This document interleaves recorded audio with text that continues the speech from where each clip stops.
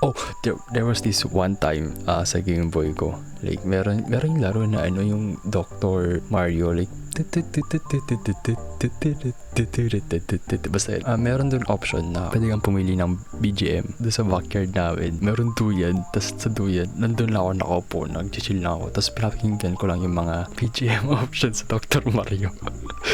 Pero ang cool kasi. Tapos sa grade 6 at grade 5, meron akong the keypad na cellphone. Tapos, diba, music enjoyer na ako doon. Bro, yung mga memories, pero nagpa-flashback, like, kumagar na sa utak ko. Yung pipili ka ng ringtone, like, cool music. Walang words, pero I with this music, na ganyan.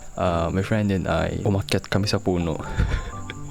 Tapos nakikinig ng kain ng mga pinapakinggan. Sobrang boba nito. Pinapakinggan lang namin yung mga ringtone sa cellphone ko. Like,